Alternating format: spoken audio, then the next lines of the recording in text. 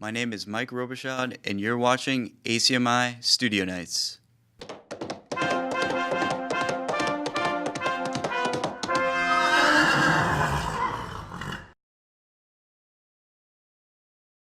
The butcher wraps the stars in newspaper. The young woman offers her breast through prison bars. How many have sailed beneath this shuddering arc? Maybe the nomads have welcomed the children into the ocean. Last prediction of a boarded clarion. Mouthing serpents. My belly dreams a buoy. Worshipping, that's the most potent. You'll find a chirping stone that won't shut up. Stoke the pollen, burnish the constellations. My tongue fevers yours into.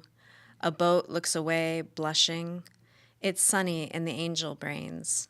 The babies of the dead have had their incubators turned on.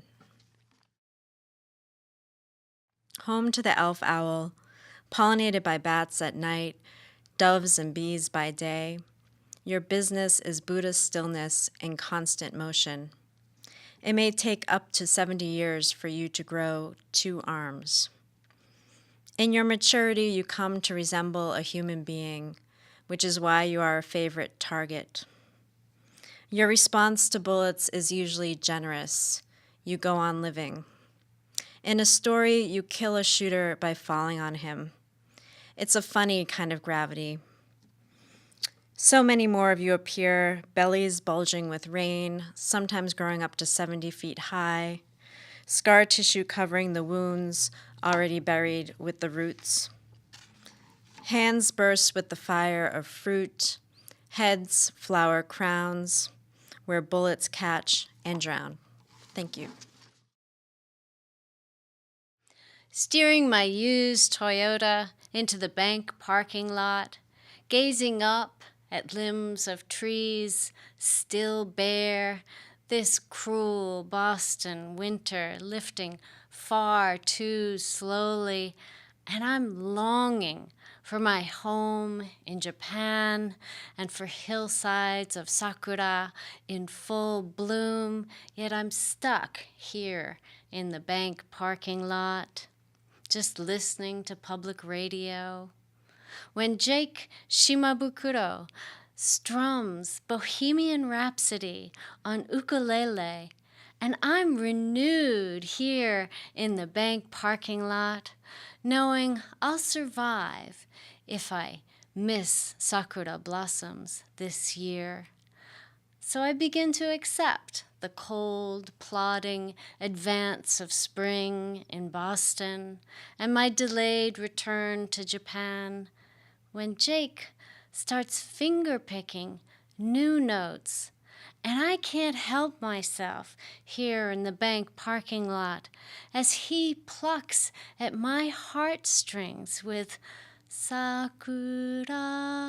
Sakura. And he's got me in my Toyota, gently weeping for Japan and for sakura blossoms that will not float past me here in the bank parking lot. I am generally pro-persimmon, all for those squat, square fuyus that peel like apples and go well with a bit of cottage cheese and cinnamon. And I'm all for hachia, cut from branches with stems left long, for stringing and draping from roof eaves like beaded curtains to dry into velvety sweetness that pleases guests. I'm also comfortable with their showy stance in gardens, when a few trees sport orange, and amid deep greens, russets, and golds. I mean, it's not my color, but to each his own, I suppose. And I totally support the persimmon's habit of shedding all leaves to let the fruit ripen exposed and naked against a blue fall sky, though some might call this exhibitionism.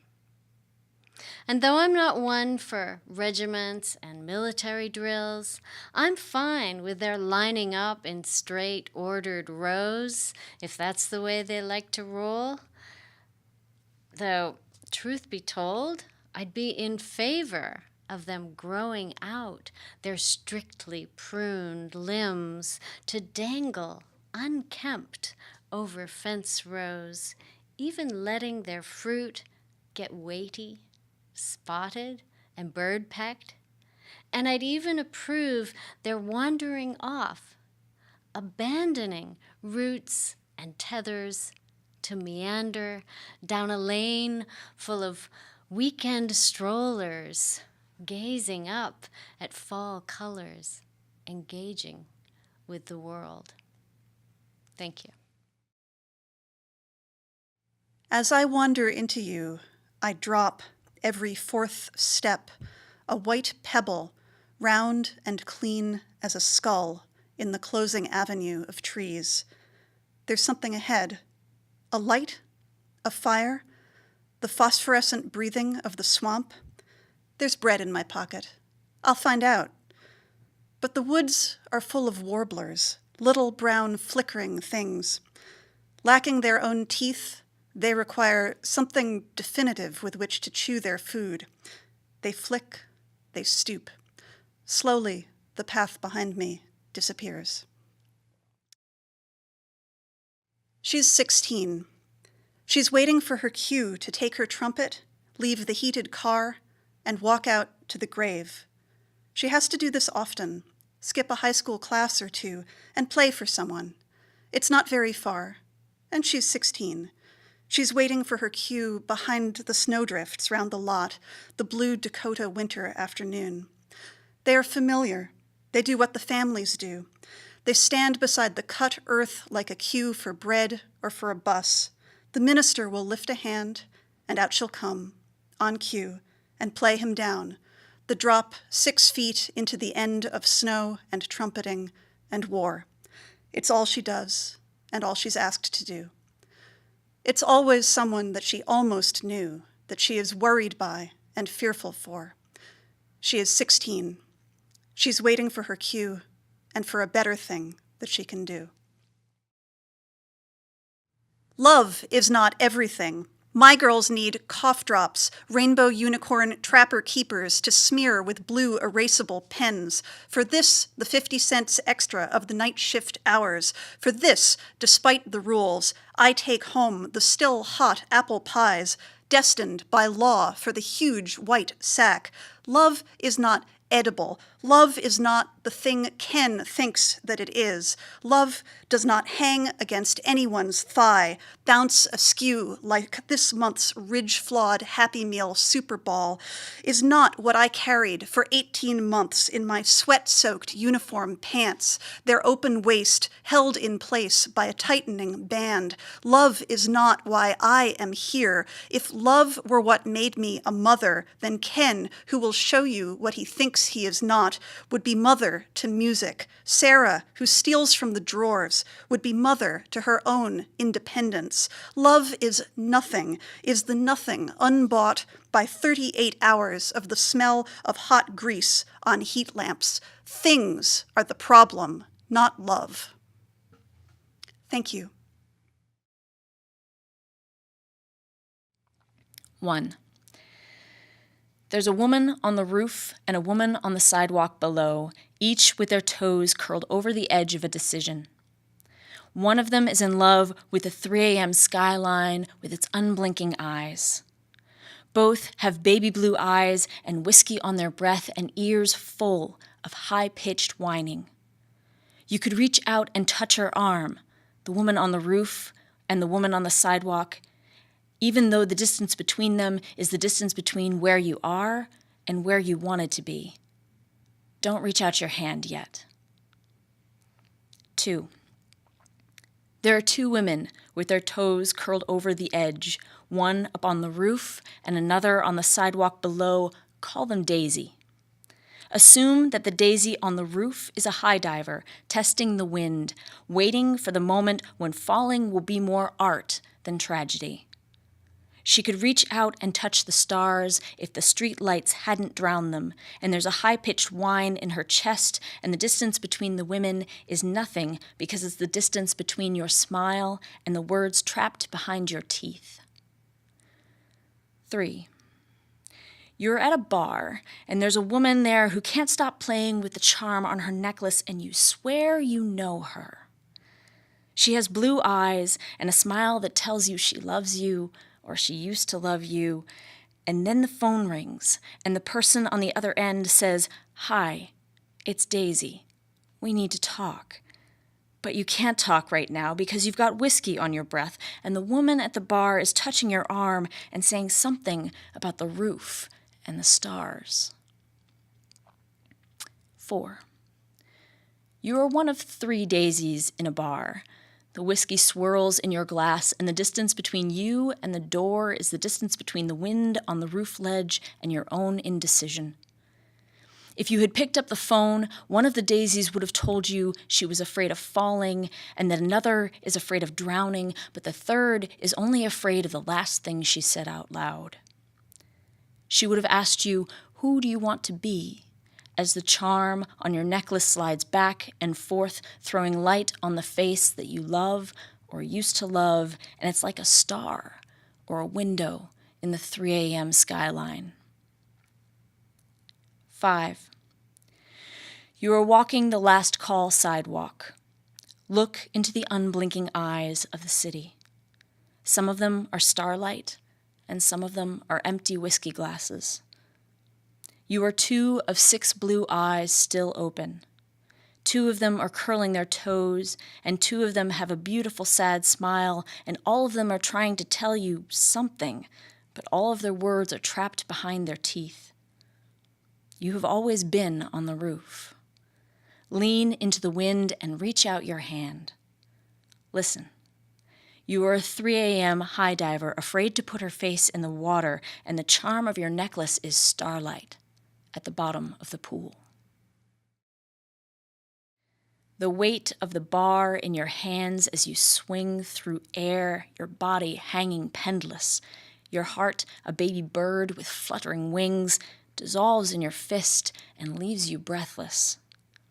Your knees enfold the swaying rod steadfast as hands release, reaching into the void toward the swinging set to clasp around your wrists, full grace of strength deployed.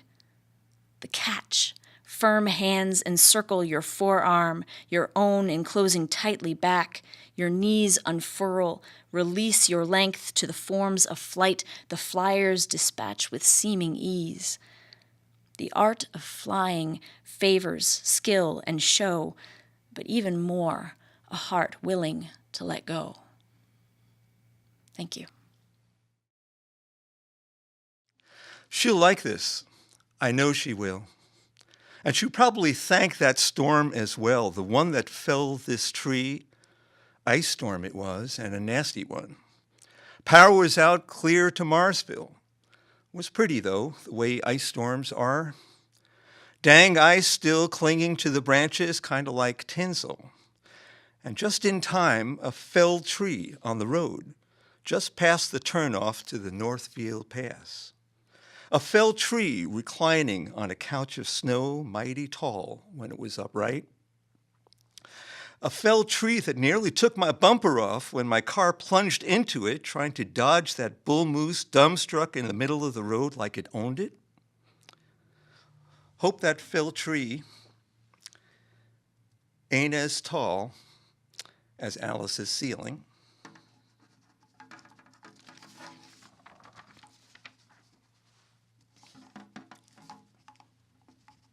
I hauled it over to the truck, and she'll do the decorating. That's the way it is in our house, and always will be. It's December, and I must resist the temptation to stay at home. It's not the bitter cold outdoors that freezes my face in a perpetual squint, not the bloody snow and ice that clings to my eyebrows and ages me unnecessarily. It's the damn seasonal muzak. It's everywhere I go and everywhere I want to go. It's piped into the bathrooms of department stores and restaurants. Can't even poop in peace. Okay, I'll admit it, not a Christian, but I'm hardly a Scrooge. Any excuse for giving love and showing gratitude, I am all for it. But this pervasive, ceaseless, and irritating beyond measure muzak, this drivel of notes and lyric devoid of musical merit, muzak, that encourages those who have precious little to max out their plastic and to face January in desperation and with fear, I'll have none of that. I'd rather stay at home. Thank you. I walk in the darkness, not quite knowing my destination. The sun is gone. There is no moon to be seen. The only stars in sight are Christmas lights. There are only street lights and headlights to light my way. I stand at the bus shelter, staring through drops of rain, remnants from yesterday's storm, a reminder of chaos frozen in time on the glass from which I am viewing the world. Thoughts of a free thinker, the column next to me states. I wonder who wrote that. I think we would be good friends. I wish the author had written their address. Time after time, Cyndi Lauper sings through my headphones. How could this, such a beautiful and thoughtful song, come from the same person who performed Goonies Are Good Enough? She's so unusual. I think we would be good friends. Time after time, I will wait for you. Time after time, I will wait for the bus. I'm on the train now. I look around. Good people, caged for life, endless torment. Go for free. Red line to green living. I look around, an empty seat, but do I sit down? I squeeze between two people and sit. I wonder if my neighbors are uncomfortable. Did she just look at me?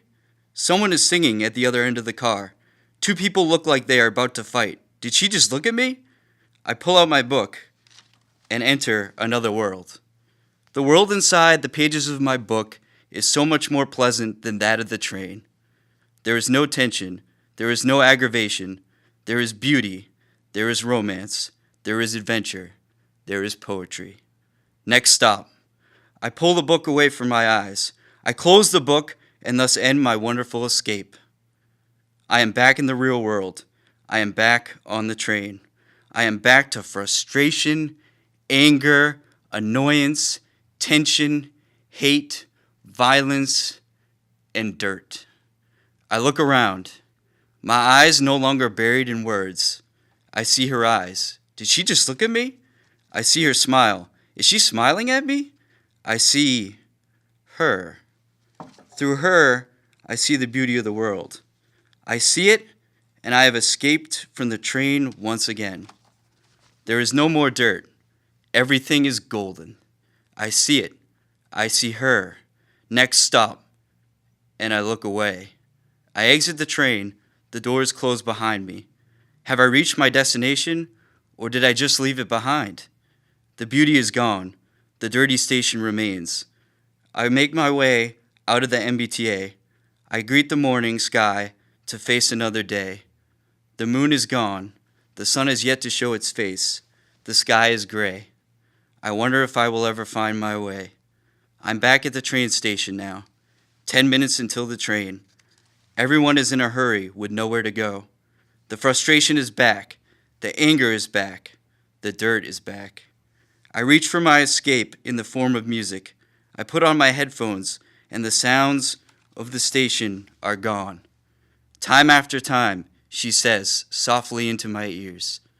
Time after time, I will wait for you. Time after time, I will be waiting, waiting, waiting, waiting, waiting at the MBTA. There is something I want to say to you. I want to say it, but I am afraid that it will make you laugh or run away. It's this feeling that I have. I thought I would never have it again. I wanted it for so long, and now that I have it, I'm afraid to let it go. But I know that if I don't say it out loud, if I don't make the feeling tangible, then it won't ever truly be. I would say that it is a caterpillar waiting to become a butterfly, but the truth is that it is already a butterfly. My feeling is the most beautiful butterfly that ever lived. Except the butterfly is not truly living. You see, the butterfly is trapped in the cage that is my body, my mind, my soul. If I were to verbalize this feeling, then it would finally be set free and be able to fly wherever it wishes to go. I'm just not sure where that would be. What if it flew so far away that I never saw it again? What if it entered a dangerous area and it got killed? The possibilities are frightening. I don't want to lose this feeling again. But maybe keeping it in its cage, denying it its freedom of flight, is already accepting a loss. There are frightening possibilities in freedom for sure, but there are also magnificent ones. It is the pleasant possibilities that I think of as I say these words to you. It is the pleasant possibilities that give me hope and bring me further on my journey. For the butterfly may die, but even if it does, it will have died knowing the greatest pleasure that life has to offer, to be free and amongst the world. It is with that in mind that I give you these words. The words are no longer mine now. The words belong to the world. The words may travel wherever they may, but first the words must go to you because you are the key to its cage. You are what makes these words truly beautiful. You give these words meaning just as you were the one that gave me this feeling, the feeling that I never thought that I would have again. The feeling that turns a caterpillar like me into a butterfly. The feeling that makes the dreary dreamy, the loathsome lovely. The feeling that I cannot keep caged any longer. This feeling that I have. These words that you gave me. These words I give to you. And those are my words. Thank you. I wish you would remember the public good. We should have built an economic system based off of our people's inner light, our ability to love, share, and care. Instead, we created an economic system based off of our selfish side, elevated greed and wealth. Now little is made bona fide.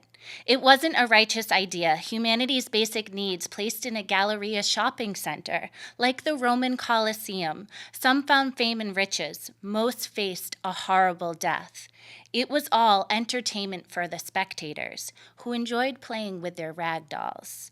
Privatization, deregulation, commodification of your needs, water, food, healthcare, education, clothes, found on display, maximizing profits is guaranteed. Fancy vacation trips to the Mediterranean, only the rich can afford. See humanity's needs played out on an ancient stage. Tickets sold for a handful of shiny dimes. Yours is free if you're willing to commit war crimes. Hippopotamus used to swim in the river Nile, but the trade was highly lucrative, so killing was deemed worthwhile. Caged, captured, and delivered to the beast masters. The empire's evolution and fall was built on gladiator games for all. Baby boomers are proud consumers, hippies who gave up on getting free. Now they're saving to become retirees, but they never make it because the tumors run rampant. Their bodies started to rot when they never looked within. Like the wild beasts of the Colosseum, many will go extinct. A camel passes through the eye of a needle. God is an aquatic mammal. Warm blood gives birth to youth. The body creates milk, but it's often spilt. Too hard for a rich man to see the truth. Our ability to love, share, and care. Build a system harnessed on our inner light. A people's love affair with their home, the earth. I wish you would remember the public good. Thank you. Those who belittle others lack their brother's love. Seeking to be on top, controlling orders are dropped. They are a slave to their own mind. Pride and resentment, separation and hierarchy, living for the wrong things. Hearts aren't made of golden bling. You are a slave, locked inside of your own mind. When you're reaching for glory, you end up with loneliness and worry, chaos and confusion, endless delusion. A slave has no order in their mind. Powers that be want to keep you behind. So you keep rewinding the story, trying to make sense of it all, but you're hitting a wall, blocked by your own mind. Don't seek approval, detach from the outcome. Simply do your job. Humility knows righteousness. You must be content with all parts of yourself and others. Love your darkness or be a slave to it. In the brightness, your soul shines free. Thank you. My roots run deep like the pittered-pattered accents of music notes against my ancestors' cheekbones. Brittled hands and crackled feet represented me, reflective of the times when music was used for their survival. Ambient art articulated by soft silhouettes of smile who litter a luscious laminate of hope for their future offspring to endure not what they had to. This is the language my roots speak. And because of their dialect, I can live my dreams, which isn't as hard as it seemed, when the roots that run so deep give me the breath to live free. My roots run deep. I want to fall for the you I don't know yet. So let me love you at your worst and deserve you at your best. Time tells stories of our past and plots thicken as we fall down. But healing only happens to those courageous enough to be vulnerable. I want to fall for the you I don't know yet. So let me push you when you're weak and encourage you when you're tired. Praise your accomplishments. Find correlations between your will and your stubbornness. And never forget that the core of our relationship is rooted in acceptance. Flaws are common, but sometimes love isn't. I want to fall for the you I don't know yet, so I can remember what scared feels like. Allow it to remind my mind that I'm still alive and that you're really real. I don't think my imagination is playing tricks on me, so I must be doing something right to have met the woman in my dreams. You scare me. I want to fall for the you I don't know yet, because the past, present, and future are the binary of our lifetime. We don't have to be who we were yesterday, but tomorrow is dependent on who we are today. So actually, I love the you I know right now. The past that I hear yet don't see, the future that we reach, the places that we will reach because of our love. Our love is existentially the replication of a time machine, playing our best and worst moments over and over and over again. It's the only way we can internally engrave our love into the DNA of our children. So I will say in this time and the next that I will love you until our molecules evaporate into the canvas skyline, perfectly painted into infinity and preserved ever so delicately in the painting hanging above our grandchildren's mantle. Thank you.